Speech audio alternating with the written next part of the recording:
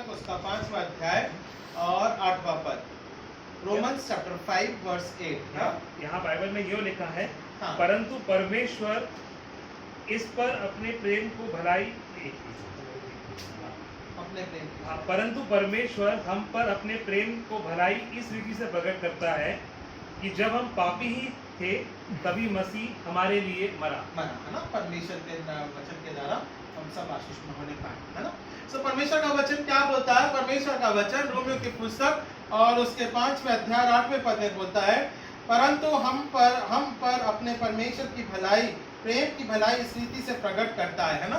प्रेम की भलाई इस रीति से प्रकट वो करता है ना। प्रेम की भलाई मतलब परमेश्वर ने हमारे और आपके लिए क्रूस पर से अपने प्राणों का बलिदान दिया और ये सभी मानव जाति के लिए भलाई का कारण, उद्धार का कारण, जीवन का कारण ठहरने पाया, है ना।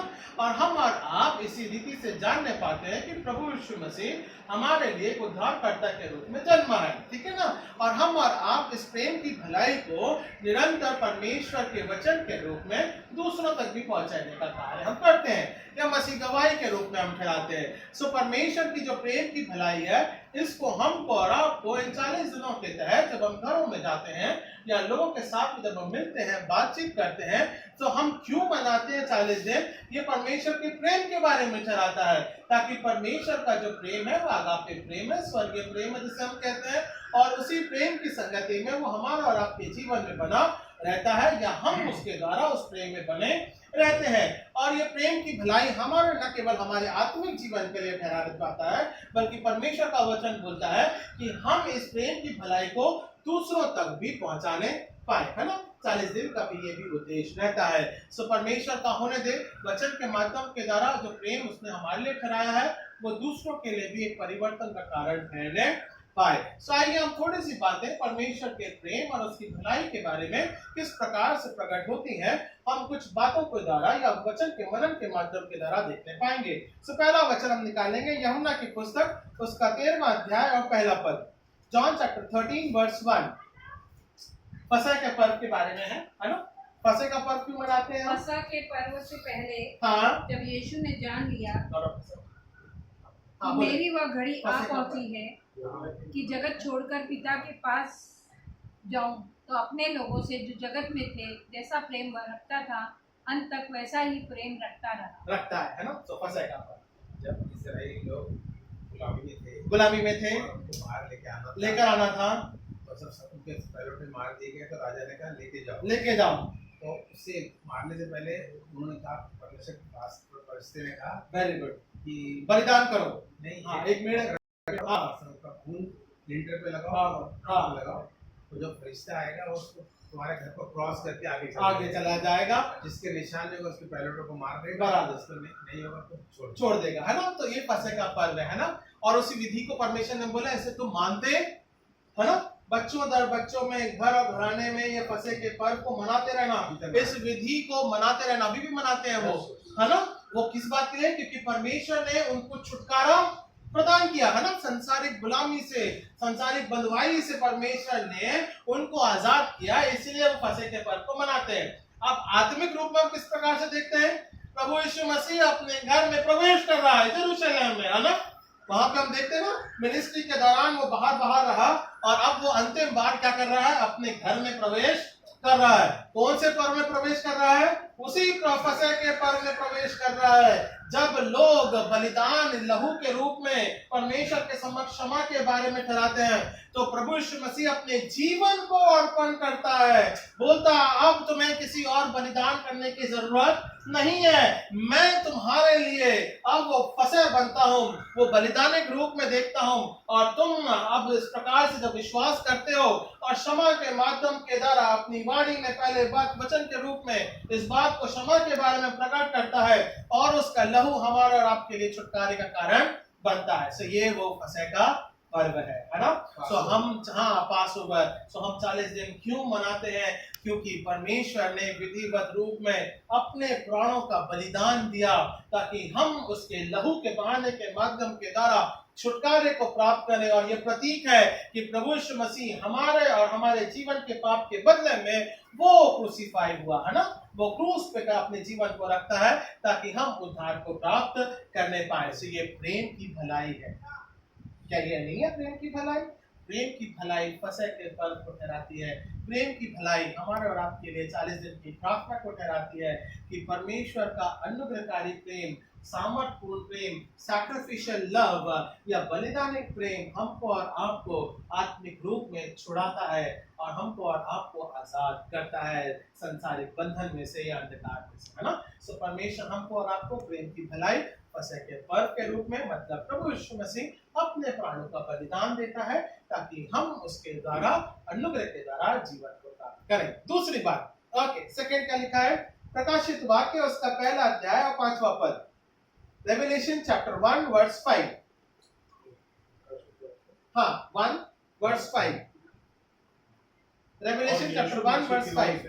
हाँ, और यीशु मसीह की ओर से जो विश्वास योग्य साक्षी और मरे हुओं में से जी उठने वालों में पहलौठा है और पृथ्वी के राजाओं का हाकिम है, तुम्हें अनुग्रह और शांति मिलती रहे जो हमसे प्रेम रखता है, जो हमसे प्रेम रखता है, जिसने अपने लहू के द्वारा हमें पापों से छुड़ाया है। ओके, सो परमेश्वर कौन है? हमारा हाकिम है ना। इस प्रकार से लिखा है ना, राजाओं का राजा, प्रभु का प्रभु, धन्यवाद के योग्य वही एक परमेश्वर है, स्वर्गीय राज का अधिकारी वही है। तो क्या लिखा हुआ है यहाँ पे?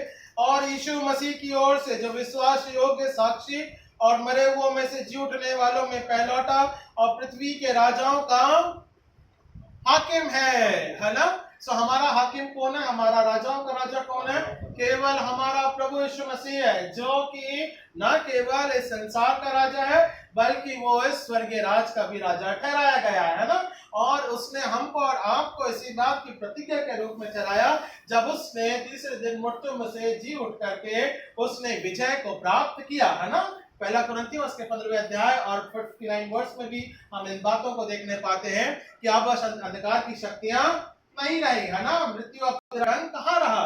अब वो विजय में परिवर्तित हो जाता है और हमको और आपको मसीह विजयी रूप में ठहराता है और वो एक राजा होकर के हमें विजयी बनाता है ना। So God give us the victory. परमेश्वर हमको विजयी रूप में जीवन देता है और वो हाकिम है। ये इसके प्रेम की दशा है कि वो राजा होकर भी न केवल वो स्वर्गीय राज को छोड़कर आता है बल्कि उस पृथ्वी पे भी रह के अपने राज अधिकार का प्रयोग नहीं करता है बल्कि नम्रता से, दीनता से वो अपने जीवन को ठहराता है ताकि उसके द्वारा हम प्रेम की भलाई को देखने पाए और एक सामर्थपूर्ण रूप से परमेश्वर का लहू हमें छुटकारा प्रदान करता है। सो परमेश्वर का प्रेम। दूसरी बात, हाकिमों के ऊपर, मतलब राजाओं के राजा, प्रभु के प्रभु भी हमारा प्रभु यीशु मसीह है जो प्रेम भलाई के रूप में हमारे लिए एक नया जीवन दिलाता है। और क्या लिखा हुआ है उसमें? क्या लिखा हुआ है? तुम्हें अनुग्रह और शांति मिलती रहे, है ना। वैसा नहीं लिखा कि इट शुड बी स्टॉप्ड, थोड़े समय के लिए, 2 साल के लिए, 25 साल के लिए, 5 साल, ऐसा नहीं है। तुम पर अनुग्रह और शांति मिलती रहने पाए, मतलब परमेश्वर हमको और आपको प्रेम की रीति इस बात से प्रकट करता है कि उसका अनुग्रह और शांति निरंतर, जब तक हम इस पृथ्वी में रहते हुए हमारा जीवन है और विश्वास के माध्यम के द्वारा उसके स्वर्ग के राज तक जब प्रवेश करने पाएंगे तब तक उसके अनुग्रह और शांति को हम प्राप्त करने पाते हैं। सो ये हमारे राजाओं के राजा, प्रभु के प्रभु का अनुग्रह है जो कि प्रेम की संगति में हमें शांति और सामर्थ्य के रूप में लिए चलता है। ओके, सो ये दूसरी बात हो गई जो उसके प्रेम के माध्यम के द्वारा हम प्रकट करते हैं। यिर्मयाह की पुस्तक उसका 31वां अध्याय और 3 पद में, पुराने नियम के अनुसार यिर्मयाह की पुस्तक उसका 31वां अध्याय चैप्टर 31 वर्स 3। यिर्मयाह की पुस्तक बड़े नबियों में से, हाँ, यहोवा ने दूर से दर्शन देकर कहा, मैं तुझसे सदा प्रेम, है ना। यिर्मयाह की पुस्तक 31 वर्स 3, हाँ 31 वर्स 3। यहोवा ने मुझे दूर से दर्शन देकर कहा, हाँ, मैं तुझसे सदा प्रेम रखता आया हूँ, इस कारण मैंने तुम पर अपनी करुणा बनाए रखी है ना। ये कब क्यों कह रहा है? यिर्मयाह की पुस्तक उसके भविष्यवाणी के माध्यम के द्वारा परमेश्वर इस्राएलियों के मध्य में अपने जीवन को ठहराता है, अपने वचन को ठहराता है ना। तो वो क्या बोलता है, मैं तुझसे प्रेम रखता आया, है ना। एज थ्रू द विल्डरनेस, 40 साल तक परमेश्वर अनुग्रह के द्वारा अपने अनुग्रह में भले ही कुड़कुड़ाते रहे, बड़बड़ाते रहे, 2025 तक भले ही कुड़कुड़ाते बड़बड़ाते रहे, परमेश्वर का अनुग्रह और उसकी भलाई और उसका प्रेम सदा सदा और सदा हमारे जीवन में बना रहता आया है। उसने अपने प्रेम को कभी कम नहीं किया, उसने अपना टेम्परेचर या तापमान कम नहीं रखा, बल्कि उसे मेंटेन करके रखा है ना। सो परमेश्वर हमको और आपको अपनी दया और अपनी भलाई में सदा प्रेम के माध्यम के द्वारा बनाए रखता है, अपने दाहिने हाथ की संगति में हमारे जीवन को लिए चलता है। और ये 40 दिन इसी बात को ठहराता है कि परमेश्वर तेरी दया और तेरा अनुग्रह मेरे जीवन में सदा इसी प्रकार से बना रहने पाए, है ना। हम उसकी प्रतिज्ञा को दोहराते हैं 40 दिनों में, वचन के रूप में हम मनन करते हैं कि परमेश्वर आपकी दया और आपकी प्रतिज्ञा मेरे जीवन के ऊपर सदा प्रेम के माध्यम के द्वारा बनी रहने पाए। और क्या लिखा हुआ है, इस कारण मैं तुझ पर अपनी करुणा बनाए रखी है ना।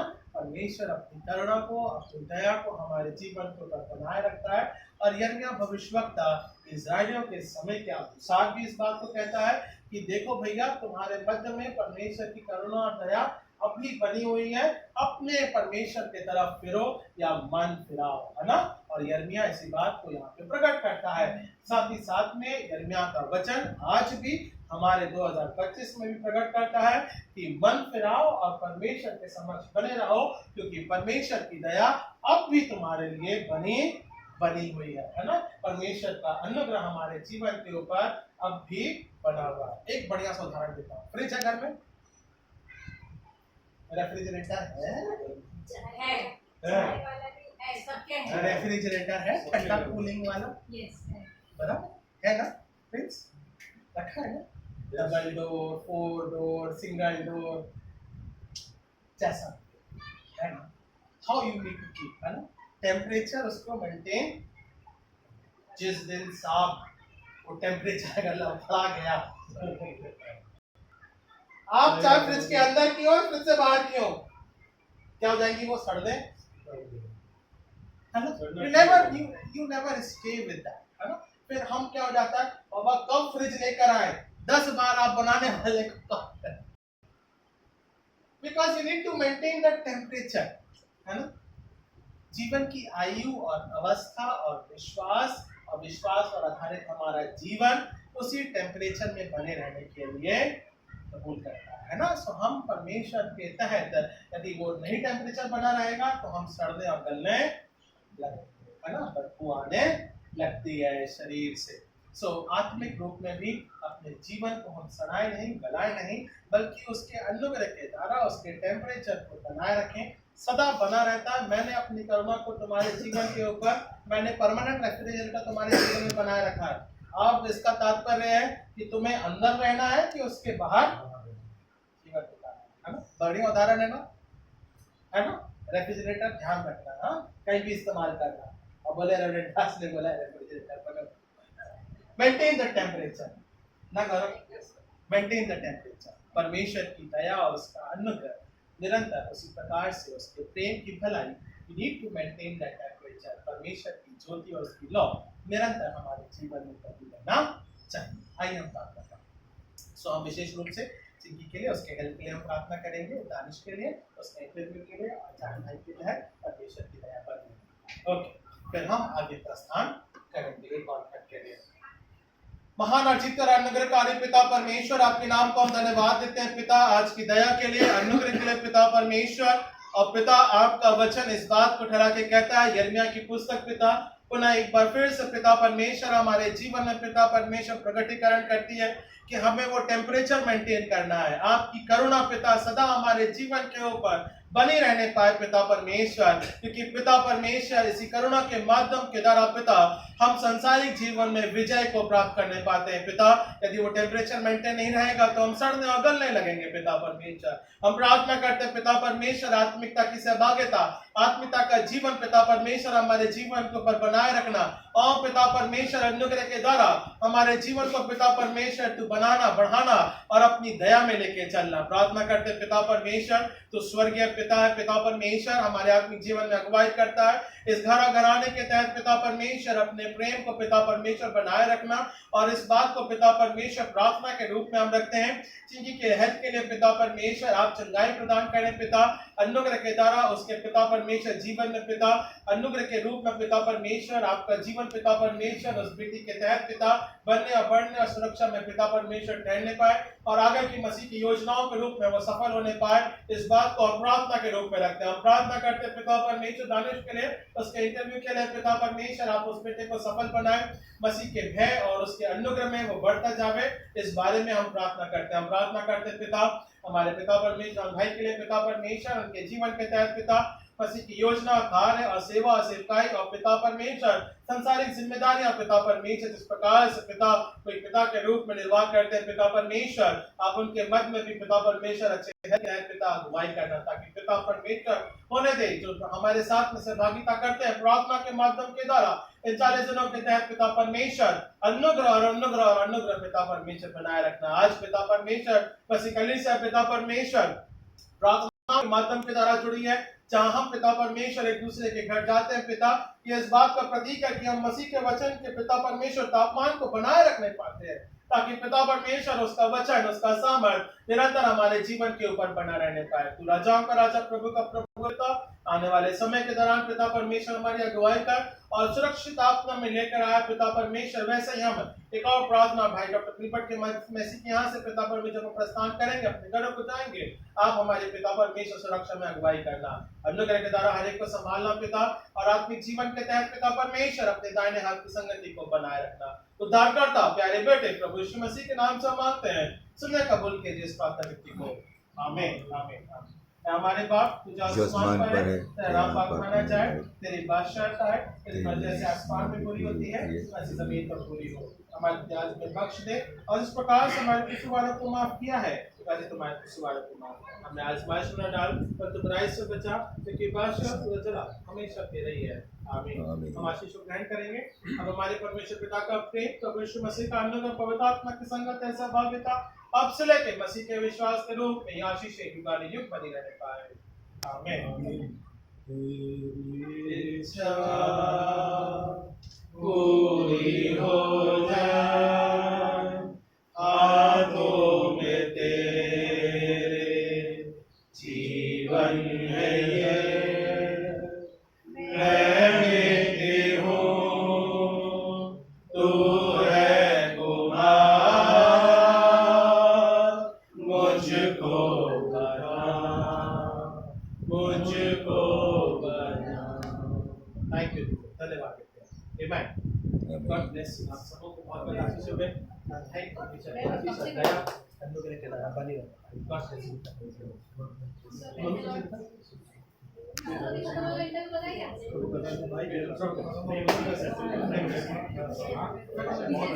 मैं बोल रही थी आज चाय वाला एग्जांपल नहीं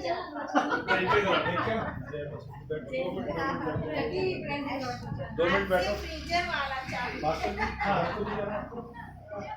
अलग अलग देना चाहिए ना डॉक्टर साहब, हालांकि तो समझ में आ जाए, तो ये पॉइंट तो पकड़ के रखिए।